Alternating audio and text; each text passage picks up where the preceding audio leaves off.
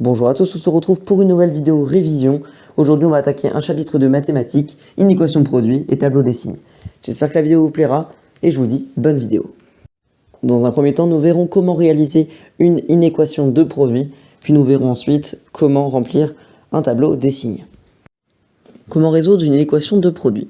Donc pour cela, on va prendre un exemple, 3x plus 5 est supérieur ou égal à 0. Donc, la première étape lors d'une inéquation, c'est de faire passer les chiffres sans x de l'autre côté. Donc, par exemple, là, c'est notre plus 5. Et je vous rappelle, lorsqu'un chiffre passe de l'autre côté dans une équation ou une équation, ça va donner un signe inversé. Donc, plus 5 va devenir moins 5. Donc, on va obtenir 3x est supérieur ou égal à moins 5. Ensuite, on veut se débarrasser du 3 pour qu'il reste le x tout seul. Donc, comme on a 3 fois x, on va diviser par 3 pour que les 3 s'annulent. Donc 3 fois x divisé par 3 donne x, et moins 5 divisé par 3 donne moins 5 sur 3. Donc on obtient x est supérieur ou égal à moins 5 sur 3. Maintenant on va chercher l'intervalle qui correspond à ces solutions. On sait que moins 5 sur 3, c'est la valeur de x la plus basse qu'on peut avoir. Donc moins 5 sur 3 va être au début de notre intervalle. Avec les crochets vers l'intérieur, parce que c'est bien supérieur ou égal. Ensuite, on a le point virgule et plus infini avec le crochet vers l'extérieur parce que l'infini n'a pas de fin. Comment remplir un tableau des signes? Donc pour cela, je vous ai proposé l'exemple de la partie d'avant. Donc 3x plus 5.